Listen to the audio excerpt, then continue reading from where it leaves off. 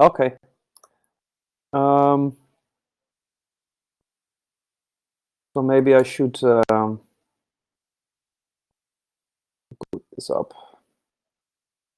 We are recording now. Up. Okay, fantastic. I'm just putting up some websites here.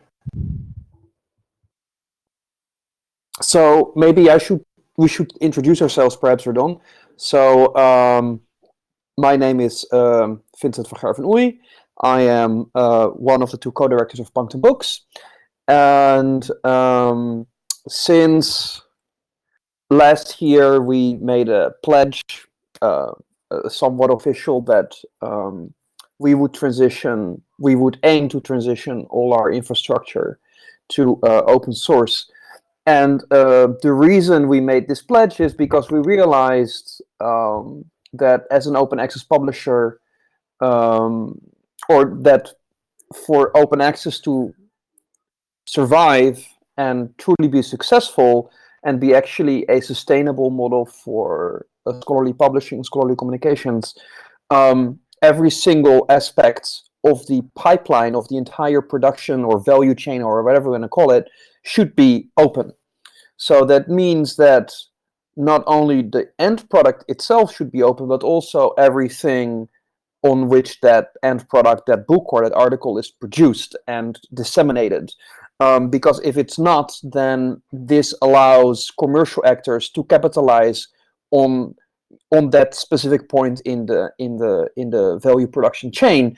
And the moment that that is still possible, it is possible basically to monopolize or oligopolize part of the book production. So even if the book itself is open access, still someone will extract value from that production chain in a way that is counter to the entire idea of open access, which is maximum accessibility, not only in terms of readership, but also in terms of writership, in terms of publishership, in terms of editorship, in terms of translating, in terms of any way that, you know, we can interact with knowledge that is produced and somehow condensed onto a form that allows our eyes to access it.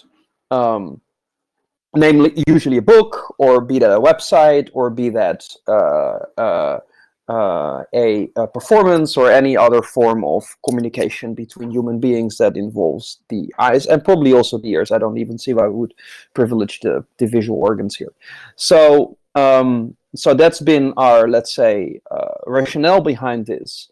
And this was a desire, but we are very small as a publishing house. We're not, I mean, I know that within open access publishing, we're probably slightly larger than many other scholar-led open access publishing houses, but we still, you know, we're only like a handful of people working. And it is thanks to a rather fortuitous coincidence of events that we encountered Redon and started talking about, you know, how can we transition, and he was kind enough to help, to provide us with many different suggestions about how to find open access replacements for different parts of our infrastructure. And if there's a desire, I'm very happy to show you some things that we have done since November last year. But maybe first I should hand the microphone to Redon so that he can say something. So hi from me as well. So a little bit of my background. I'm a member. Everything, my involvement in open source infrastructure started when I was hanging a lot around at the local hackerspace here in Tirana. And there was this feeling that in the beginning there was this, usually the hackerspaces are places where a lot of people have deep technical knowledge about also very complicated technical platforms hang around. But the thing is that I don't consider myself a technical person. I just want to use tools that allow people to have more freedoms in adapting them or using them, and not being being forced to use the technology in a certain way. So this is how my fascination started with open source technologies in general. But after a bit, I started understanding that this doesn't make any, this doesn't have any value as long as these tools are not used by people, organizations, or institutions. So as Vincent mentioned before, so like people, we met through different circumstances and from coincidences, from people knowing common people in general.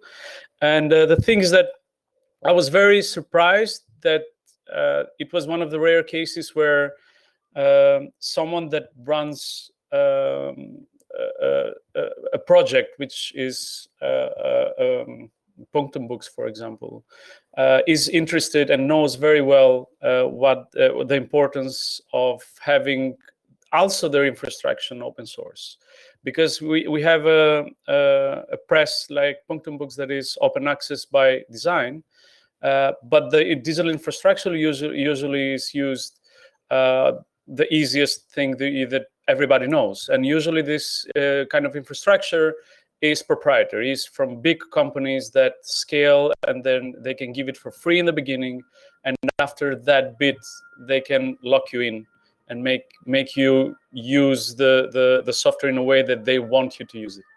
So yeah, I was, as I mentioned, I was very surprised, although I knew a little bit of background from Vincent that he might have. I was surprised by the fact that punctum books wanted to do this. Right. So we also are a very, very small team, and the majority of the infrastructure in terms of software, it's not as easy. It's not as hard to use as people think, because that's a lot of money put in by big, large companies to make us believe that. It sounds like a conspiracy theory right now, but it's, believe me, it's not. So these companies are the big tech companies like Amazon, which has a lot of servers all around the world, and almost the majority of the websites that we access are hosted in an Amazon web server. Facebook, Apple, and of course Google. They're in the business of data mining and data managing, so they give a lot of the infrastructure to small companies or individuals for free, or it seems so, like in the beginning, right? So yeah, we started discussing about it. I thought it's going to be a harder task to do, but believe me, it's not like this with all the organizations that we work with. Usually people tend to believe that this, as I mentioned before, they have this perception that it's using open source software is very bad. It's not easy, or it's not user friendly, which used to be the case a decade ago, but now a lot of these tools have been improved. Actually, this software we're using right now, it's called Big Blue Button, and it's open source, and we just I think you can see how easy it is to use it. And there are tons of other platforms that probably we're going to mention later on, which are also very easy to use, but people like us, or organizations, or small companies like ours, do not have the money or the resources to promote and to talk to a lot of people, to express, to share, to show them how easy it is to do this. But this means that you need, as an organization, to change, to have the will to change, which it's not an easy task. Nobody likes to change a lot, usually, by definition, I think. So yeah, that's a little bit of background about the context of our collaboration. I think we started talking about this in the last quarter of last year. It was November, right? Vincent, I don't remember exactly when we started.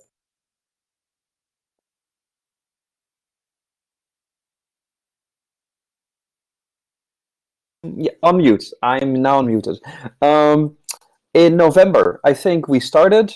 So Redon is in Albania, and I happen to have lived for a long time in Albania. I'm still there quite frequently, and so, as Redon said, through coincidences we met, and we basically, I think, did the majority of the work in a day, the entire switch. And I would be happy to talk about a little bit about that. If people have questions in the meantime, if I'm going too fast, or you have like specific questions about publishing and open source, then please put them in the public chat, and we can pick them up here and talk about them a little bit more. So maybe we should talk a little bit about the different elements of publishing, or the different elements that we consider elements in our publishing production chain, and how we are trying to find solutions for that. So one of the things that, yeah, in a day, but that is really thanks to like Boris, who is not in this chat, and Boris and I spent the whole day basically setting everything up in this marathon session. I don't think that this is a good indication of how it usually goes, but it went pretty fast. And Boris is in the chat, for anyone who wants to talk to Boris. So hey, Boris. So I think one core element, at least for punctum books, is our communication structure. So I am usually in the Netherlands or in Albania. Eileen is in California. Dan is in Texas. Our copy editors are all around the world. Our authors are obviously all around the world. And we use several things to communicate with them. One of them is email. We used to have an internal communication system, which you may know as Slack. I think that this is a well-known commercial platform. For email, we all had our own Gmails or other proprietary emails. And we use Skype or something like that to communicate among ourselves in terms of video messaging. So these are already 3 platforms, and these are all 3 proprietary platforms, or even more than 3. And for all of these 3, there are open source solutions. And the thing about open source is that it's not only that you support software that is community built and community owned. What you also do is you support, usually, if it's well designed, this is also the most privacy oriented software. And for us, that was a very important aspect, because as a lot of our authors are within the EU, we need to be GDPR compliant. The GDPR is a general data protection regulation, which is very specific about what type of data you are allowed to store where. And us being the publishing house, we are still responsible for the data of our authors, even though these data may be hosted on some Amazon server or some other server that we have no control over and that we have no overview over. And so by switching also to these open source tools, it allows us more control over the data. And that has been a very important argument for us to make this move as well. So, but coming back to our communication systems, there are several open source privacy-oriented email solutions out there. One of them is Proton Mail. By the way, all the things that I'm going to name, there are many other options usually. But the things that we have used, I think it's in the shared notes. There's an overview, at least of the article that I wrote some time ago about the platforms that we use. So we use Proton Mail for email. It's developed by CERN in Switzerland. Its code is open. It is fully encrypted from Proton Mail to Proton Mail account. Instead of Slack, we use a platform that's called Mattermost. It is exactly like Slack, but it is, again, hosted on a server that that Cloud68 controls for us, that only we have access to, that is very secure, that allows us to tell our authors, when you communicate with us through this system, we know where that data is stored, and we know that that data is stored, how it is stored, how long it is stored, and where it is stored. And again, this is very important in terms of being responsible with the data of third parties. In this case, mainly our authors, right, and their intellectual work. And then for internal communication, we use something like Jitsi or Big Blue Button, right, as you can see here. And so there are many of these platforms that have been, especially in our current pandemic time, seen a rise. Of course, everybody knows Zoom, but there are also platforms like this that are rapidly improving and basically offer the same type of service. Then, obviously, when we make books, we use software to edit manuscripts and software to design manuscripts.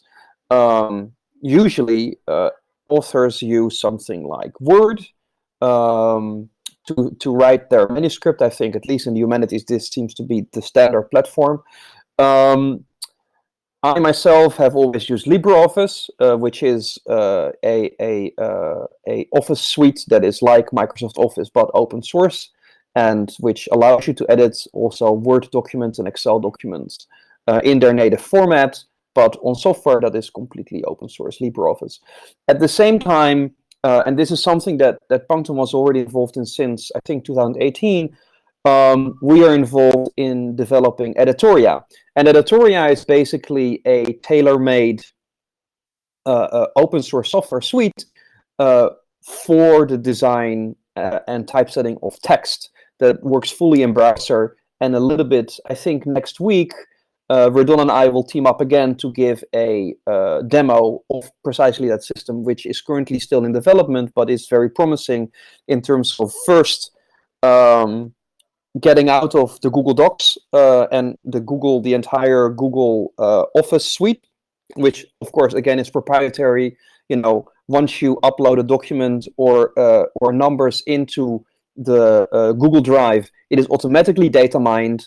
If you keep your household numbers in your Google Drive, Google knows what you have bought every month. It will know how much rent you have you spent. So like all of these things are probably not data that you would want to share, but they're automatically shared once you upload it into their cloud. So again, this is taking back control over our own data.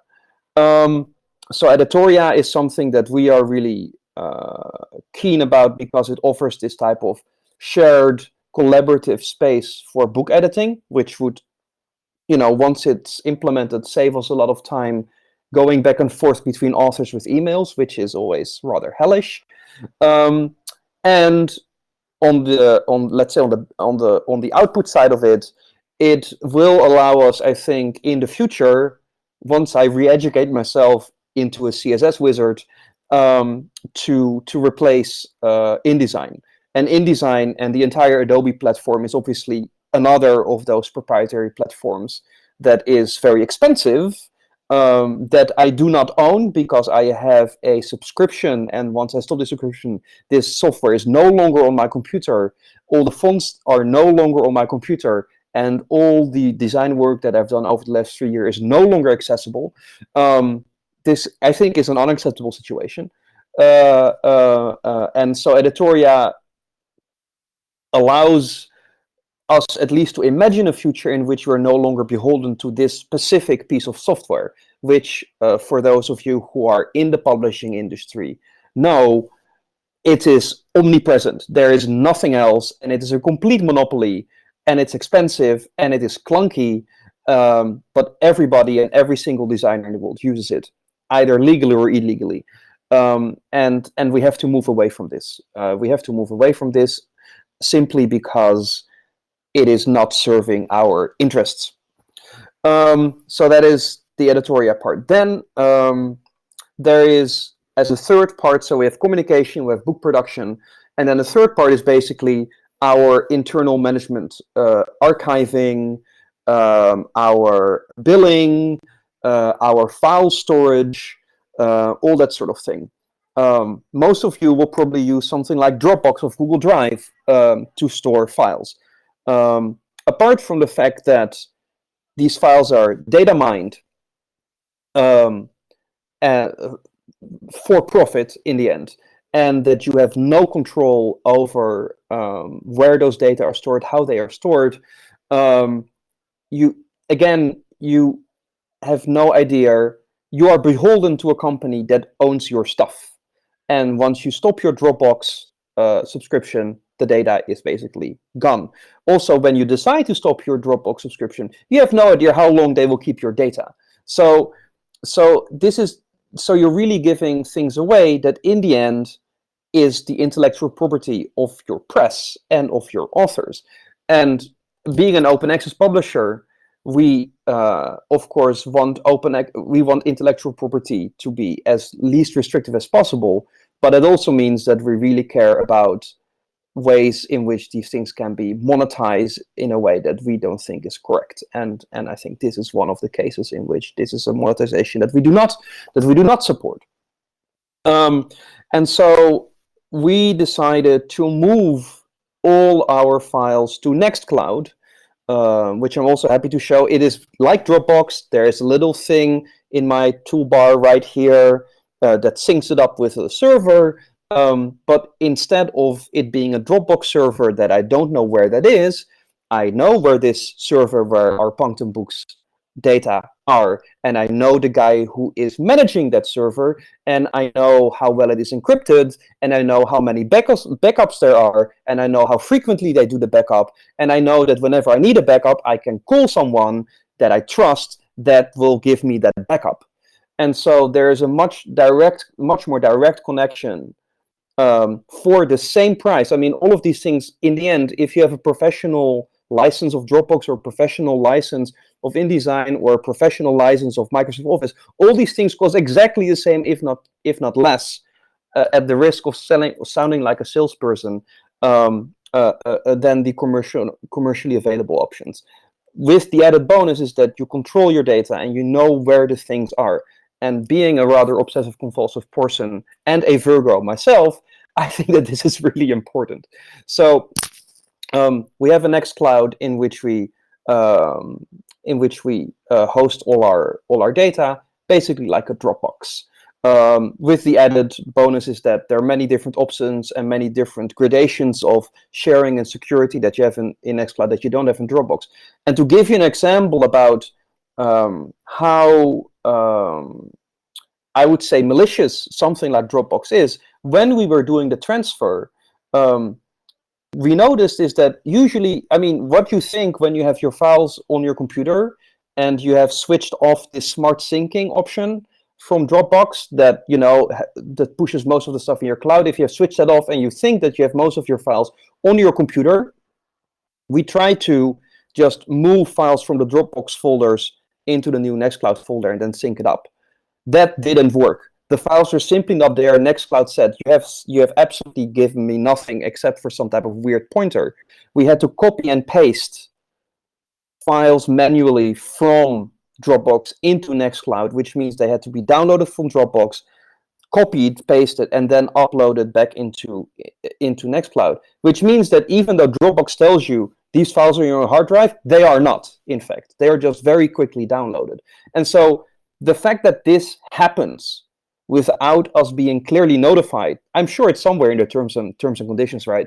Without us being clearly notified that what you think is on your computer is not there or not in the form that you think it is, I think this is enormously problematic. Anyhow, so that is about our file management system. Then when it comes to billing, we have to send out invoices. It is nice if people can pay stuff online and it's directly done through Stripe or through PayPal. Again, there's open source software that allows you to do that and be in control of your data, in this case, your financial data. We have internal protocols. For example, we would like to standardize our book editing procedure, for example. For this, we make a wiki.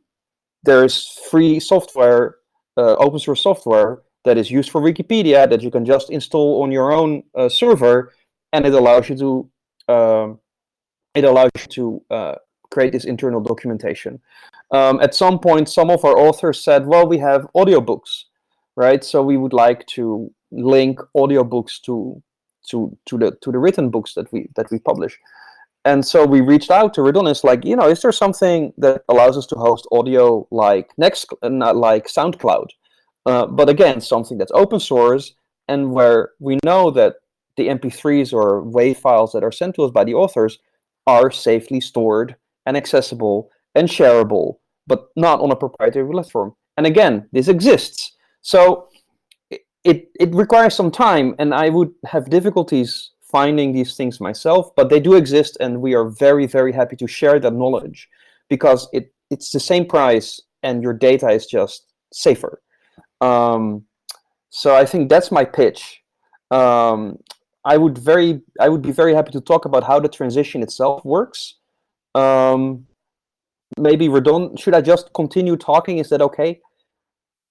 I just want to add something in the principle of doing this. So the majority of the people participating at Open Publishing Fest, I guess there are I take it for granted they are pro open access, which is very important. And it's the same, or for example, librarians think that, the physical infrastructure there for librarians is very, very important as well.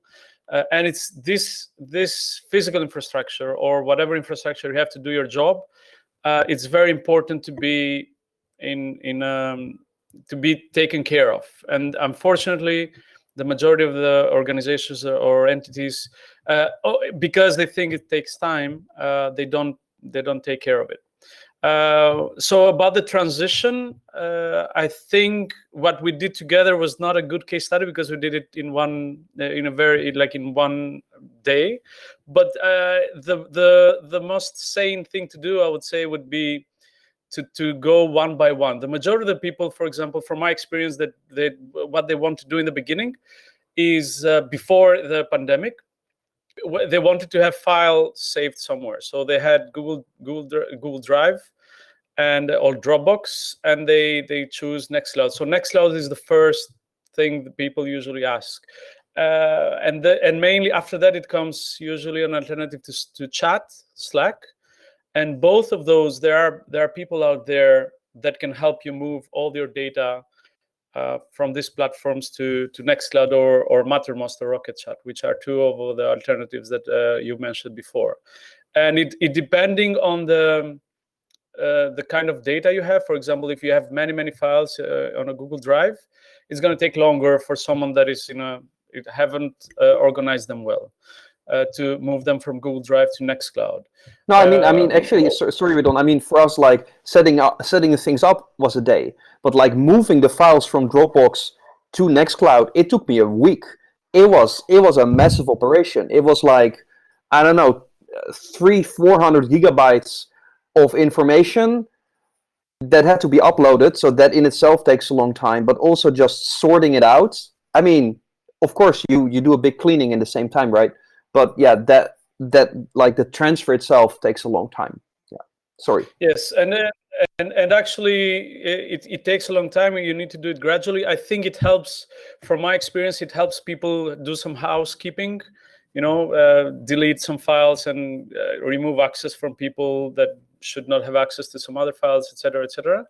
But this is the first thing people ask. Now with the pandemic, we are having many people asking for an alternative to Zoom, which there are two or three alternatives, very good ones. This one we are using is one of those, and the other one is Jitsi, and other stuff. So I think it's very important to say that it's doing the transition. It's not that easy in terms of it, because it needs some energy, but in the long term, I would say that you have someone or other people do the technical work for you, like updating the software, maintaining it, and you just have to use it in the end of the day. It's the same with the other well-known platforms as well.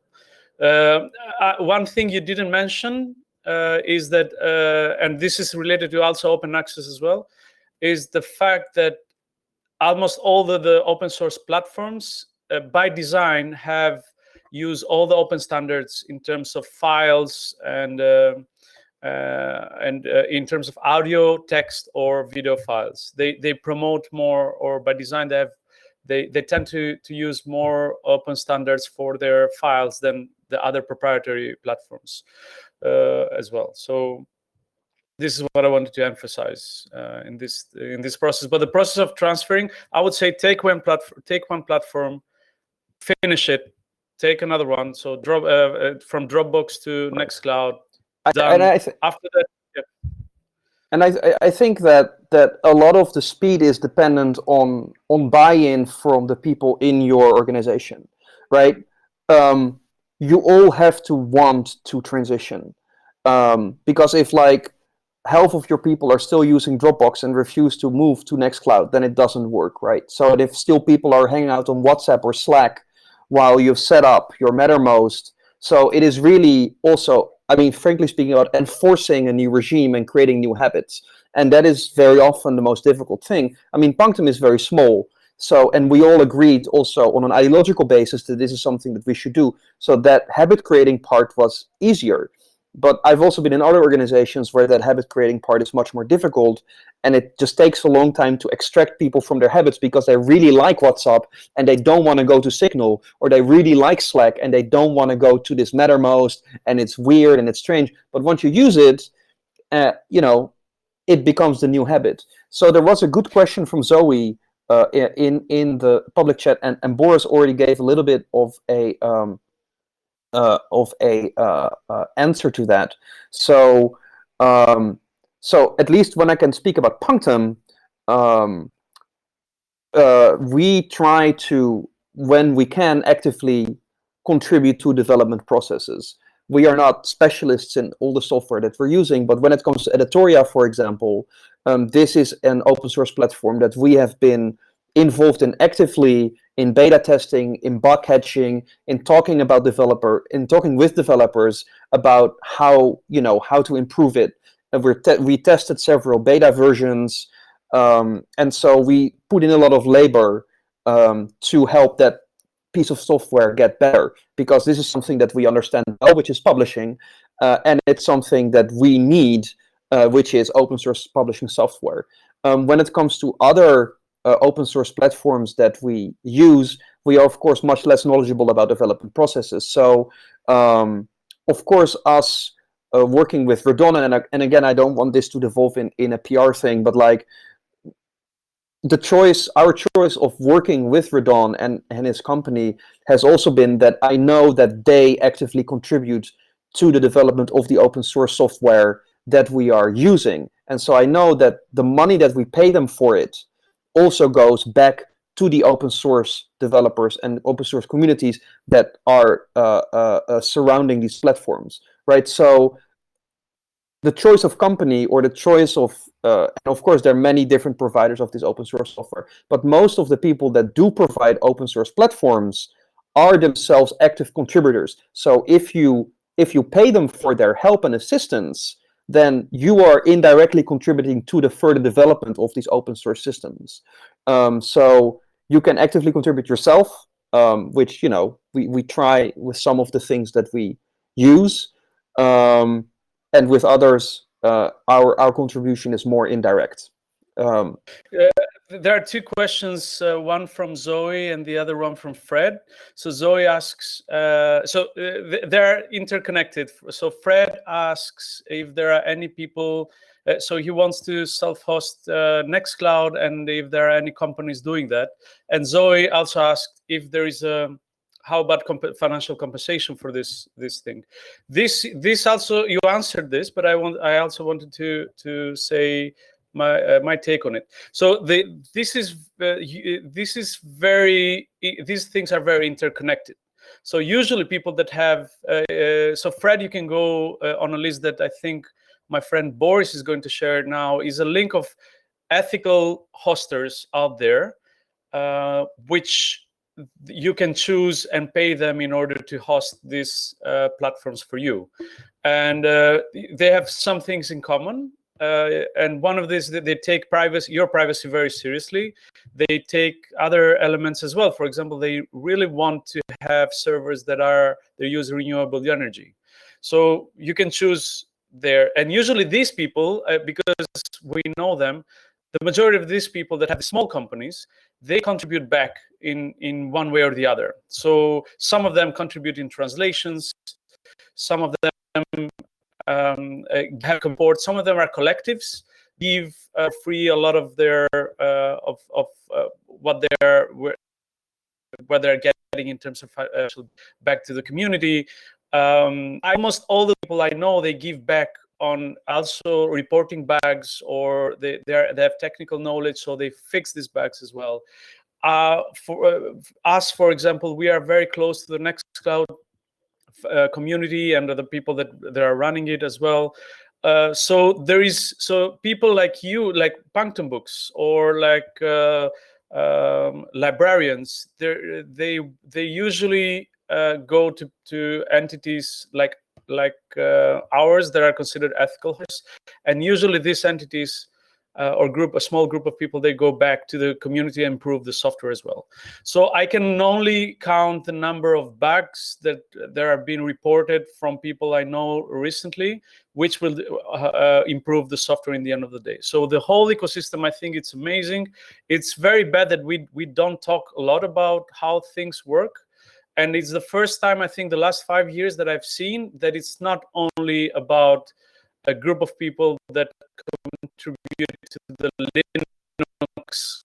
Now, small organizations like Punctum Books are using for real a lot of the things that are being produced in terms of the open source software. And it's also it's not only financial. These are human relations as well, and collaborations, which I think is the best thing you could do. And the majority of these entities are small companies which care more about what of you thinking of that as ethical hosters than anything else, before financial gains as well. I can also share you an example we had with some very good friends from another entity before. So it was 2 weeks ago. So there was one of the companies wanted to move their digital infrastructure to our group. And we really want to make sure that everybody in there is. We spend a lot of time talking with everyone involved, and make sure that no one is taking business out of anybody else. So you see that there are. So yeah, Libre. If you go to libreho.st, you can see a list of these Libre hosters that can help you transition from proprietary to open source software as well. And these people really, it's a real community that put up front the ethical side other than the financial gains in it. So another question about yes, sorry. No. Sorry. I think, and that is also really what binds open access to open source, right? It's an ethical commitment. For me, it is the most logical and the most natural thing in the world that what is open source should be produced on open infrastructure. This should be an absolute no-brainer. Sorry, you said there was another question? Yeah, from Fred. I'm going to answer that a little bit later, but I wanted to say that I'm a bit disappointed from a lot of mainly big organizations, and that they promote open access a lot. But when it comes to what they use internally in their kind of infrastructure, you can see horrible things happening. So Slack is everywhere, Dropbox is everywhere, and these are organizations that put a lot. And the mentalities there for me is very wrong. They say, well, I'm publishing, I'm doing this in terms of open access, making sure people have open access, but you cannot fight all the good fights. So I'm just fighting for this, and the digital digital infrastructure there can wait. I can mention a few big organizations with big pockets. They do not do this, which is a very sad story, because these organizations lead the way for smaller organizations and companies like Punctum Books to make it easier, because it's easier to follow once the big players are doing this as well. So I'm a big, very highly critical, but I think we should start from smaller entities that they trust you, and vice versa, in order to do this migration. So all the lists that Bo mentioned, the LibreHost website, all of the people are going to help you also do the migration for sure. And also there are, if you make sure, for example, that you cannot afford in one way or the other, I'm pretty sure that everybody tries to find a middle ground to support as long as open access or open tech or any other thing related to that. I think people will try their best. They go the long mile to help you transition, because it's not easy. It takes patience, but you do it done. All the job is done.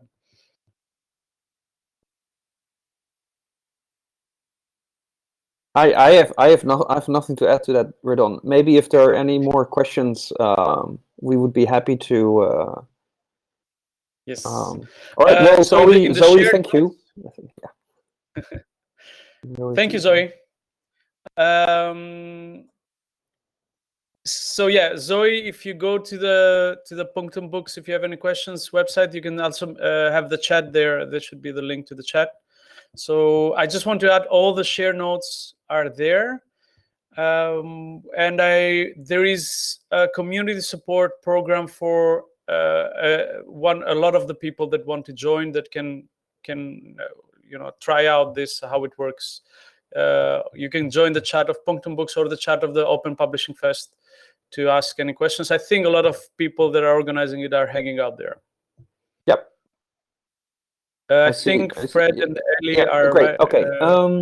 So I know that a lot of the scholar-led presses highly value collaboration with each other. Do you find Punctum's decision to transition to open source software impedes your ability to collaborate with other presses? No.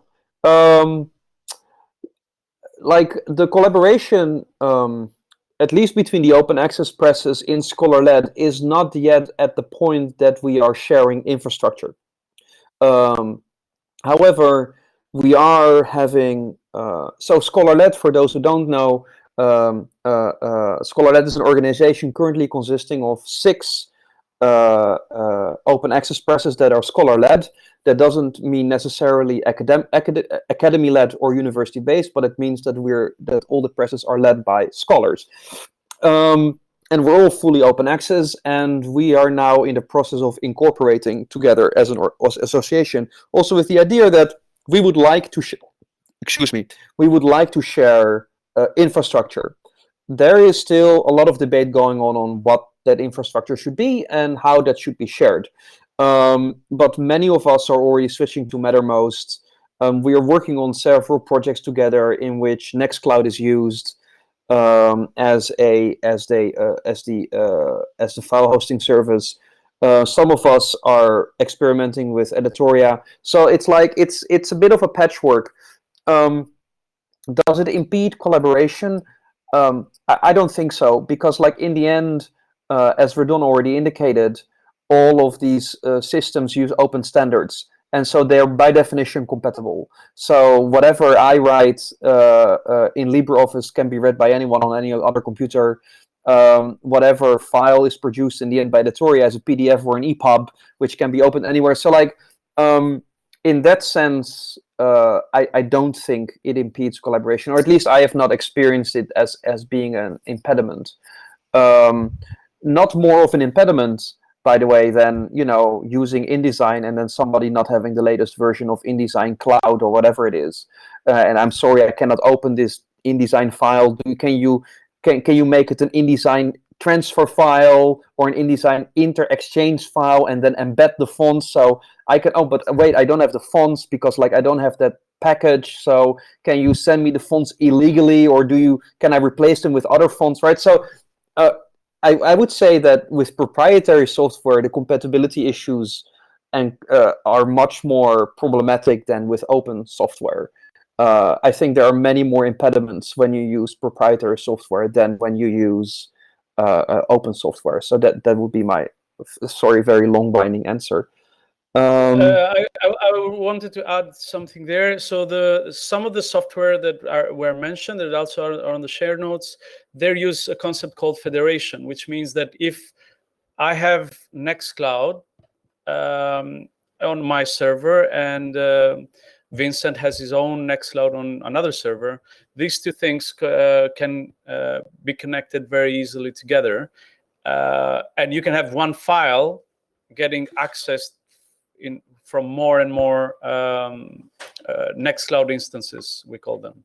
So which means that if a lot of people use more open source software that respect the standards by design, it's going to be easier for everybody. And I think it should be very, very important to understand that by design, proprietary software means that usually standards are not enforced. They want to enforce their own standards, which is a problem in the long term. It might be easy in the beginning, of course. I think that actually that is a very important point, right? Because when we are talking about digital publishing in general, one of the main discussion points is always long-term archiving, right? Personally, I think long-term archiving is this. It is the best long-term archive you can imagine for information that needs to be consumed by the human eye. But for those who insist that things that are digital need to be digitally archived, open standards are obviously the thing that are going to survive. No one is able to open a WordPerfect document today. I remember, everybody has his stories, right? Like, there was this KaiWriter program that I used as a kid, running under MS-DOS. I cannot open my KaiWriter files that I made when I was 7 with that I made hand coded glyphs for in a primitive font editor. Like, these things do not survive because they're proprietary.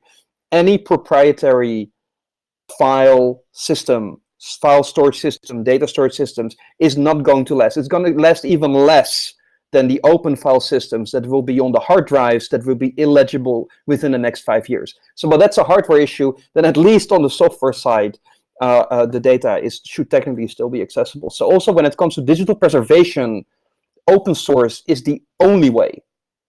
Like, there should be no discussion whatsoever within the archiving or publishing world about the necessity to use open source software and open standards in order to ensure the digital preservation of whatever we create today, whatever its worth may be for the future, which is probably negligible. Anyhow,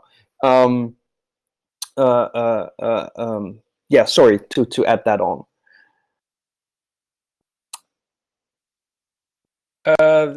Where is the if someone can help me, but Boris, can you tell me where is the chat for the Open Publishing Fest? So I think there are a lot of questions, and if people want to, if we have questions after the, okay, thanks. So if you have any questions that we didn't answer today, you can answer there as well.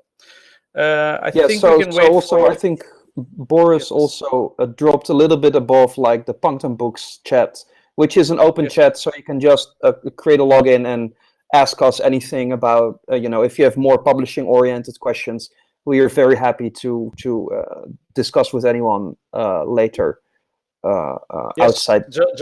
John mentions that preservation argument is very strong, and the last 3 decades of book production is locked up in an incompatible post-Adobe file format. So absolutely. And yet everybody uses it.